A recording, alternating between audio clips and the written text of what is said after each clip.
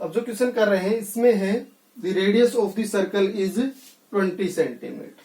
The radii in centimeter of 3 concentric circles drawn in such a manner that the whole area is divided into 4 equal parts are.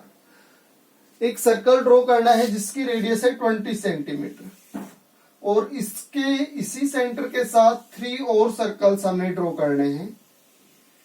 किस condition के साथ कि ये जो area है ये 4 इक्वल पार्ट्स में डिवाइड हो जाए. इसका मतलब एक सर्कल हमने ये ड्रॉ किया, दूसरा ये और तीसरा ये. कंडीशन क्या रहेगी कि अब पहले वाला जो सर्कल था वो 4 पार्ट्स में डिवाइड हो गया और 4 पार्ट्स में जो ये जो पार्ट है अपने पास ये तो है सर्कुलर. दूसरा ये फर्स्ट पार्ट तो सर्कुलर है, सेकंड पार्ट को अगर हम चेक करें तो ये पार्ट है सेकंड.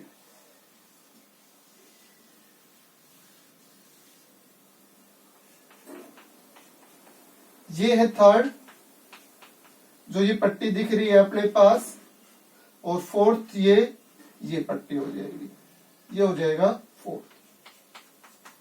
तो इन सब का एरिया क्या दिखाया गया है इक्वल. और अपने से कंप्लीट सर्कल की रेडियस दी गई है 20 और हमें बतानी है इस सर्कल की रेडियस क्या होगी. सेकंड जो ड्रॉ हुआ उसकी क्या होगी, थर्ड जो ड्रॉ हुआ उसकी क्या होगी और फोर्थ की हमें पता ही है. तो ये रेडियस मान ली हमने R1, ये रेडियस मान ली R2 है, ये R3 है और फोर्थ जो है वो कंप्लीट जो है वो है 20, ये गिवन है. तो स्टार्टिंग में हम जैसे इस पार्ट का एरिया निकाले तो वो क्या होगा पाई R1 स्क्वायर. इसको किसके इक्वल बताया है, सेकंड पार्ट के एरिया जो एक पट्टी है. इस पट्टी का एरिया कैसे निकलेगा, सेकंड सर्कल में से फर्स्ट सर्कल अगर हटा ले तो इसका एरिया बचेगा जो पार्ट सेकंड बनेगा. यानी जो सेकंड पार्ट है उसका एरिया पाई R2 स्क्वायर और माइनस पाई R1 स्क्वायर. इस पट्टी का एरिया दूसरे सर्कल में से पहला सर्कल हट जाए तो इस पट्टी का बच जाएगा. अब यहां से अगर सिंप्लीफाई करते हैं तो R1 और R2 में रिलेशन आ जाती है. यानी बोथ साइड से पाई हटा ले हम, ये इस साइड में आके क्या हो जाएगा प्लस, यानी 2R1 स्क्वायर R2 स्क्वायर के इक्वल.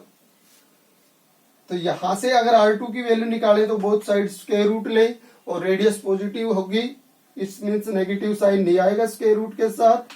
तो √2R1 is equal to R2. Both side square root लेने से ये वैल्यू होगी, यानी R2 की वैल्यू √2R1 होगी. इसी वजह से अब हम तीसरे पट्टी का एरिया निकालें, इस पार्ट का एरिया ऑफ पार्ट थर्ड. तो थर्ड पार्ट का एरिया कैसे निकलेगा, थर्ड जो सर्कल बना है कंप्लीट, इसकी रेडियस नाम दी है पाई R3. पाई R3 का स्क्वायर.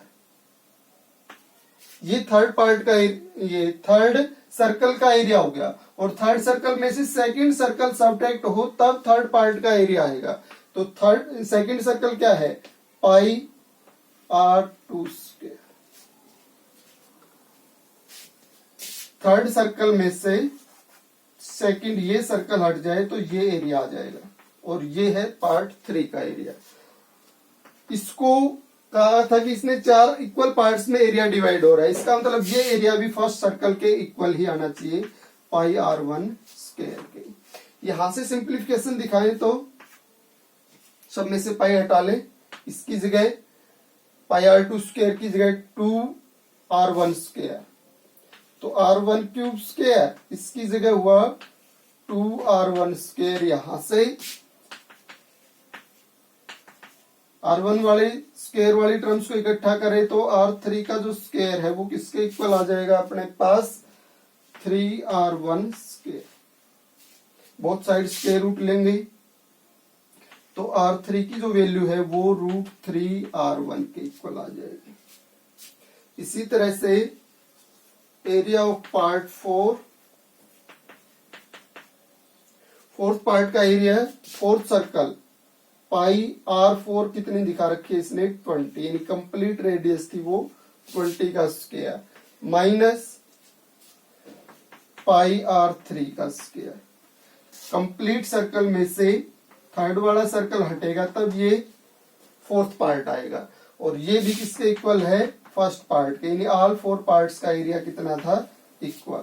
तो इसको सिंप्लीफाई करें तो बोथ साइड से पाई हटा लें तो ये हो गया 20 का स्क्वायर। इसकी जगह कितना लिखेंगे